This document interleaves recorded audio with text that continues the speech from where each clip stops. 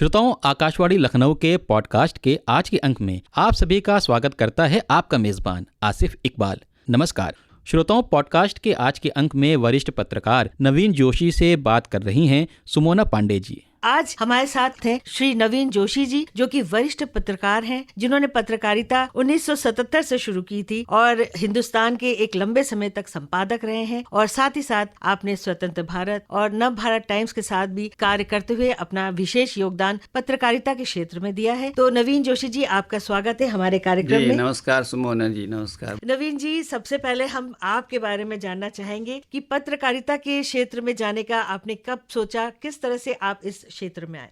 सुमोना जी, बस एक संयोग था। मैं बचपन से लिखने का शौकीन था। लखनऊ में पढ़ते हुए कहानियाँ, कविताएं लिखता था और वो स्वतंत्र भारत में छपती रहती थी। तो एक बार मैं एक लेख देकर स्वतंत्र भारत में गया। अशोक जी संपादक थे और लेख वहाँ रख करके मैं यूनिवर्सिटी चला गया। यूनिवर्सिटी से लौटते हुए मैंने सोचा कि पूछूं मेरे लेख का क्या हुआ। तो संपादक जी के कक्ष में बड़ी जोर जोर से मेरे लेख पर बहस हो रही थी। अच्छा। हाँ, तो फौरन जो है न्यूज़ एडिटर थे चंद्रोदय दीक्षित जी, वो मुझे पहचानते थे क्योंकि मेरे लेख छपते। तो बाहर आए, बोले अरे यही तो नवीन जोशी है। वो पकड़ के मुझे अशोक जी के पास ले गए। ये किस सन की बात होगी? ये 1977 की बात है। जी जी। मई जून 1977 की है। यूनिवर्सिटी में एग्जाम चल रहे थे। तो अशोक जी ने कहा, अरे तुम तो बहुत अच्छा लिखते हो, हमारे साथ काम करोगे? मैंने कहा अभी तो मैं पढ़ रहा हूँ, मेरे एग्जाम चल रहे हैं। बोले एग्जाम के बाद? तो जुलाई अगस्त में एग्जाम पूरे हुए तो मैं गया। तो उन्होंने एक मुझे अनुवाद करने को दिया, मैंने अनुवाद किया। फिर उन्होंने मुझे कहा आज से तुम हमारे साथ काम करो, 150 रुपये मेरी तनख्वाह फिक्स कर दी। क्या बात है। पत्रकार बन गया। जी जी। आपको भी ये उत्साह मिला होगा क्योंकि आपके पत्र जो आपने भेजा वहाँ पे, अपना जो लेख था, इतने बड़े लोग जो उस पर चर्चा कर रहे हैं, तो आपको एक उत्साह मिला होगा। बिल्कुल पक्का। तो आपने सोचा था कि इस तरह से आपके लेख को तुरंत एक्सेप्ट कर लिया जाएगा? मेरे लेख वहाँ छपते रहते थे। एक नई किताब आई थी, एक ब्रिटिश युवती थी मेरी टाइलर। मेरी टाइलर भारत आई थी इमरजेंसी के दौरान। उसे गिरफ्तार कर लिया गया था नक्सलियों के साथ। जेल में बंद रही, वो 5 साल बंद रही। तो फिर ब्रिटिश सरकार के दबाव में उसे छोड़ा गया। तो उसने लंदन लौटकर एक किताब लिखी, 5 Years in Indian Prisons। तो उन्हें भारत की जेलों में रह करके कैदियों से बात करके, महिलाओं बच्चों से बात करके वो किताब लिखी थी और पूरे हिंदुस्तान का खाका उसने खींच दिया था। वो बड़ी ज्वलंत और नई किताब थी। तो मुझे बड़ी उत्सुकता थी, इसलिए मैंने उसको लेख लिखा था। संपादक जी को लगा कि ये तो नया बढ़िया लेख है, तो उनको भी अच्छा लगा। तो उस कारण से मैं पत्रकार बन गया, जबकि उस समय तक मैं जानता नहीं था कि पत्रकार क्या होता है। जी, शुरुआत आपकी इतनी अच्छी तरह से हुई। और नवीन जी, जो हम पत्रकारिता के बारे में आज बात कर रहे हैं, जब शुरू हुआ तब तो शायद ज्यादातर अंग्रेजी पत्रिकाएं निकलती थी। तो कैसे आप लोग उसमें समन्वय करते थे? हिंदी की जो पत्रकारिता थी या भाषाई पत्रकारिता तो बड़ी दयनीय स्थिति में थी उस दौर में। और हिंदी अखबारों के लिए स्थिति ये थी कि हिंदी में कोई समाचार एजेंसी अच्छी नहीं थी।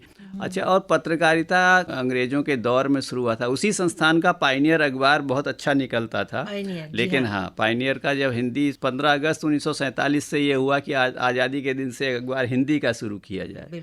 तो 4 से लेके 6 पन्ने का एक अजीब सा अखबार निकलता था। और लेकिन अच्छे और विश्वसनीय समाचारों के लिए हमको अंग्रेजी का सहारा लेना पड़ता था। अंग्रेजी की एजेंसियां थी, पीटीआई, यूएनआई और एपी और राइटर। अंग्रेजी में समाचार आते थे। तो तब ये माना जाता था कि हिंदी का पत्रकार बनने के लिए अंग्रेजी बहुत ज़रूरी है। हालांकि आज भी हमें लगता है कि अंग्रेजी एक अंतर्राष्ट्रीय स्तर की भाषा है, इसलिए अंग्रेजी तो आनी ही चाहिए। द्विभाषी होने से लिखने में आसानी हो जाती है। तो नवीन जी, एक दौर हैंड प्रेस का अगर रहा उस वक्त, तो वहां से आज हम चलते चलते काफी लंबा सफर तय करके आ चुके हैं। तो इसके बारे में बताइए, किस तरह से हैंड प्रेस में पत्रिकाएं छपती थी? सुमोना जी, बड़ी आपने यादें छेड़ दी। दरअसल आज के जो पत्रकार हैं उन तो कल्पना भी नहीं होगी कि कैसा होगा। हम लोग हाथ से समाचार लिख के नीचे प्रेस में भेजते थे। नीचे लाइनों मोनो मशीनें होती थी या हैंड कंपोजिंग होती थी।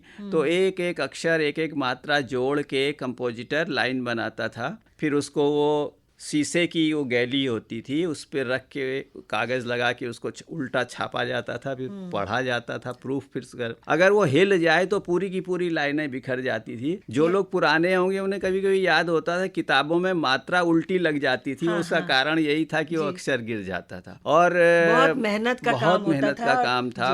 और हम लोग जब नीचे प्रेस से अखबार बना करके आते थे तो सारे हाथ काले होते थे, कपड़ों में वो लेड का धुआं रहता था, क्योंकि वो लेड पिघलता था, पिघलते लेड से वो सांचे अक्षरों के ढलते थे और पूरी फैक्ट्री में प्रेस के अंदर धुआं उड़ता था और नाक और मुंह। हमारा एक मेकअप मैन था जो लेड की गैली से पेज बनाता था, अपनी उंगलियों से वो लेड के अक्षर उठाता था तो लेड से उसकी उंगलियां गल गई थी।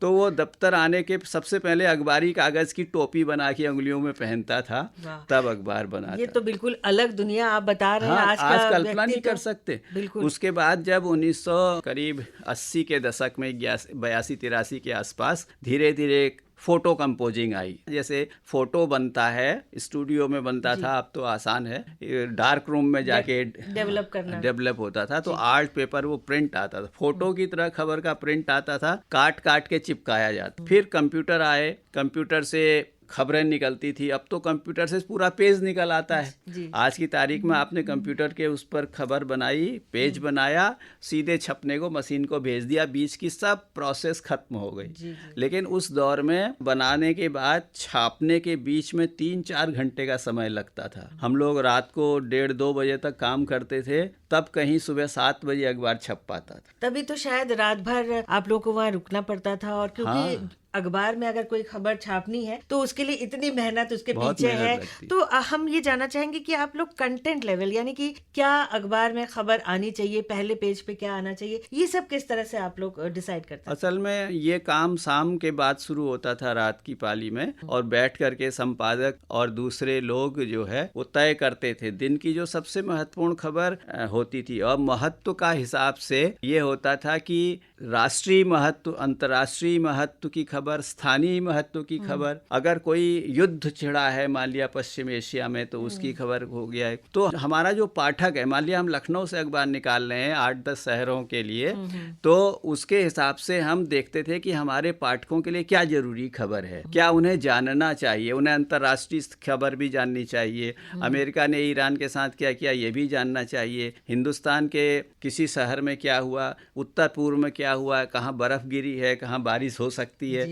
जितनी भी एक पाठक के लिए सूचनाएं जरूरी होती थी, ये तय करके खबरों का वो तय किया जाता था कि ऊपर क्या रखेंगे।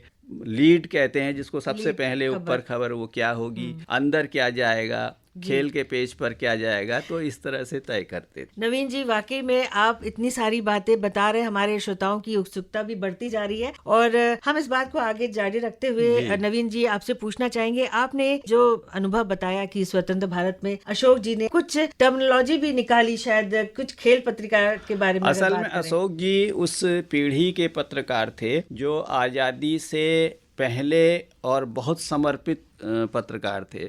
आपने नाम सुना होगा बाबूराव विष्णु पराड़कर जी का, जिन्हें हम संपादक पितामह कहते हैं। तो पराड़कर जी ने हिंदी पत्रकारिता को बहुत कुछ दिया। अशोक जी पराड़कर जी के साथ दैनिक आज में काम करते थे। दैनिक संसार में काम करते थे। पराड़कर जी और अशोक जी साथ काम करते थे और वहीं बनारस से ही अशोक जी लखनऊ आए थे।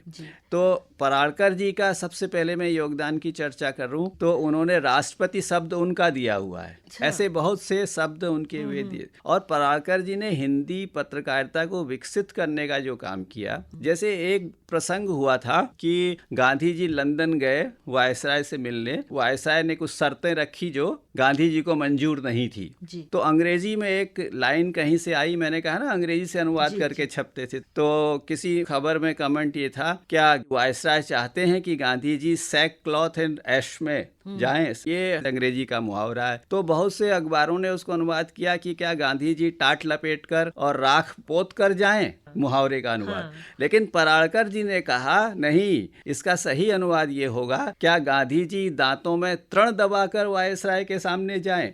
उन्होंने हिंदी दांतों में तृण दबाना हिंदी का मुहावरा है जो अंग्रेजी के उस मुहावरे से मुफीद बैठता है। तो ऐसे पराड़कर जी के साथ अशोक जी ने काम किया था।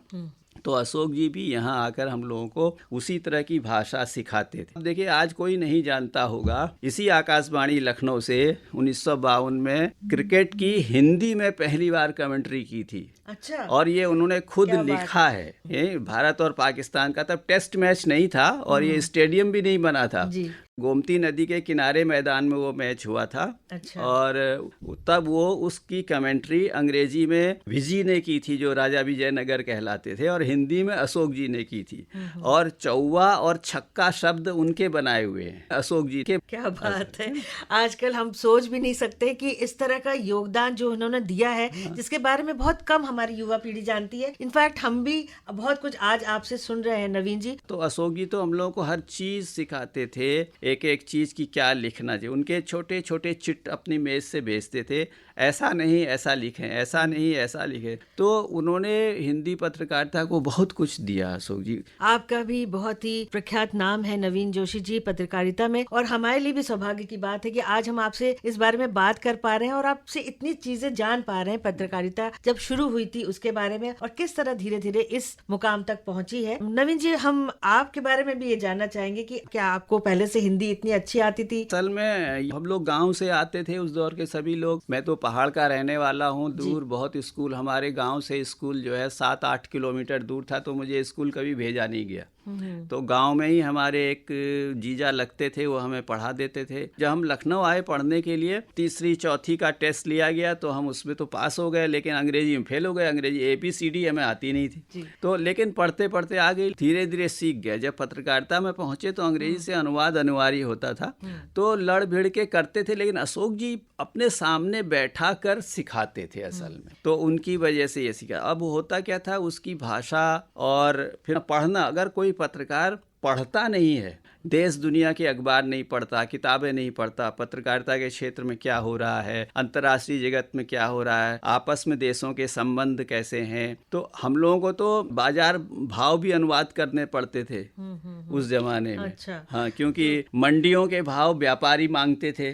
हापुड़ में गुड़ का भाव बहुत महत्वपूर्ण होता था। अगर हापुड़ के गुड़ का भाव उस दिन अखबार में नहीं छपा तो चौक के व्यापारी धरना दे देते थे दफ्तर में। टेलीफोन नहीं थे उस तरह से, तो अब व्यापारी अपना लखनऊ में गुड़ किस हिसाब से बेचें, इसका मूल्य हापुड़ से तय होता है। तो अशोक जी हम लोगों को सिखाते थे कि डायरी लिखो, और क्या लिखो, जो तुम्हारे मन में आ रहा है। तो क्या होता था, उस लिखने से जैसे कोई चीज बर्तन मांजते मांजते चमकता है, ऐसे ही हम लोगों की भाषा ठीक हुई थी। बिल्कुल, और बिल्कुल सही बात है। हम लोगों से भी ये कहा जाता था बचपन में कि अखबार पढ़ो और उसको लिखो, हेडलाइंस लिखो, ताकि वो सूचनाएं भी आपके दिमाग में चस्पा हो जाए और आपकी हिंदी इंग्लिश भी अच्छी हो जाए। नवीन जी, हम लगातार इस बारे में चर्चा कर रहे हैं कि देखिए पत्रिका को किस तरह से सामने लाया जाता है, उसके कंटेंट कैसे आप चूज करते हैं। तो आज जो है डिजिटल मीडिया है, सोशल मीडिया आ गया है, जिसके माध्यम से लोगों को खबरें पहुंच जाती हैं, लेकिन आज भी अखबार का महत्व उतना ही है। और हर मीडिया, चाहे प्रिंट मीडिया हो, इलेक्ट्रॉनिक्स हो, डिजिटल मीडिया हो, सारे मीडिया के बाद भी आज भी अखबार की प्रासंगिकता बहुत है। तो क्या कहना चाहेंगे इस संबंध में? देखिए, अखबार की प्रासंगिकता का सबसे बड़ा कारण क्या है, अखबार का एक सीमित आकार है। 10 पेज का है, 12 पेज का है, 20 पेज का है, उससे ज्यादा तो नहीं है। बहुत हुआ 24 पेज का हो गया। आज का जमाना सूचना के बम्बार्डमेंट का है, निरंतर सूचनाएं हैं। जब हमने पत्रकारिता शुरू की तो सूचनाओं का स्रोत बहुत कम थे, आज अनंत स्रोत हैं।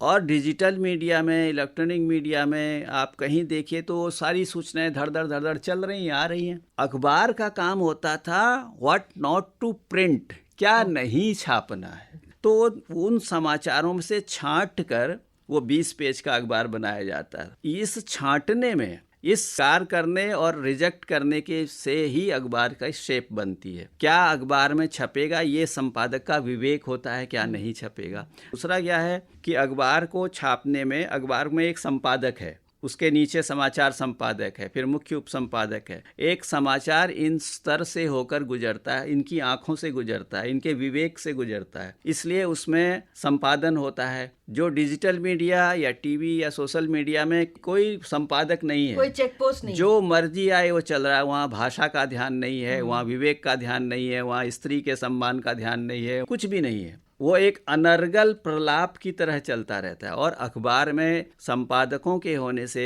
हालांकि संपादक भी आज उस लेवल के नहीं रह गए, अखबार भी उस स्तर के नहीं रह गए। नवीन जी, आप जब ये बात कह रहे हैं तो हम जो जर्नलिज्म उस वक्त का था कि एक मिशन के तौर पे वो काम किए जाते थे, कुछ ऐसा माहौल था उस वक्त। हाँ, अब देखिए, जो पत्रकारिता मिशन से धीरे धीरे धीरे मीडिया बन गई है। मिशन जो थी वो पत्रकारिता थी, और मीडिया जो है वो बिजनेस है, यानी कमर्शियल होती गई है। कमर्शियल। अच्छा, पर्पज क्या था कि समाज में शांति, सद्भाव और आगे बढ़ने की ललक पैदा हो। एक अखबार पाठक को विवेक सम्मत बनाए, ऐसी खबरें, ऐसे लेख, ऐसे संपादकीय छपें जिन्हें पढ़कर उसका मानस समृद्ध हो, वो अपना विचार बना सके, विवेकशील हो सके। विवेकशील हो सके। जैसे मान लिया कि कोई बजट आया, बजट के बारे में इतनी अच्छी तरह चीज़ें समझा दी जाएं कि पाठक तय कर सके कि बजट अच्छा है कि बुरा है। हम नहीं बता रहे हैं अच्छा है कि बुरा है, हम उसको, हम दोनों पक्ष दे रहे हैं। हम पक्ष दे रहे हैं और पाठक को खुला छोड़ रहे हैं कि वो अपने विवेक से तय करे। इसीलिए उस दौर की पत्रकारिता को ओपिनियन मेकर कहा जाता था।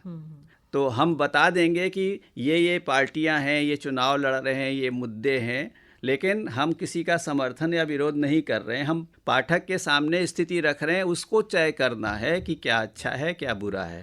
आज तो हमारे ऊपर या पाठक के ऊपर थोप दिया जा रहा है कि यही अच्छा है। तो ये फर्क आ गया है थोड़ा सोशल रिस्पॉन्सिबिलिटीज की जो बात अगर हम कहें, हाँ जी, तो उसमें कहीं ना कहीं कुछ भेद आ गए हैं। हाँ, विश्वसनीयता का ह्रास सबसे बड़ा संकट है।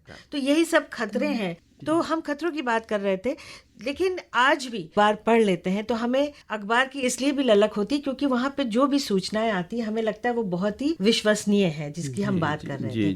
क्योंकि हम सुनते जितना है, देखते जितना है, वो इतनी सारी है कि हमें याद नहीं रहती, लेकिन अगर हम अखबार पढ़ते हैं तो हमें याद हो जाती है। इन पत्रकारों के अधिकारों के लिए भी क्या कोई नियम है जिसके बारे में हम बात कर सकते हैं? पत्रकारों के अधिकारों का सवाल तो ये है कि संविधान प्रदत्त हमारे पास एक, जिसे कहते हैं अभिव्यक्ति की आजादी। तो अभिव्यक्ति की आज़ादी है, तो इसका मतलब है कि हम कुछ भी लिख सकते हैं, लेकिन कुछ भी का मतलब ये नहीं है कि वो जिम्मेदारी से रहित हो। मुझे स्वतंत्रता है, लेकिन मेरी स्वतंत्रता वहाँ रुकती है जहाँ से दूसरे की स्वतंत्रता शुरू होती है। व्यक्ति की आज़ादी का मतलब ये नहीं है कि मैं अखबार में या किसी भी मीडिया में किसी को भी कुछ भी छापूं। हमें कुछ मंत्र सिखाए जाते थे कि cut it out when in doubt. Okay, यानी अगर आपको संदेह भी हो तो मत छापो, यानी छापो वही जो पुष्ट हो, जो विश्वसनीय और पुष्टि हो,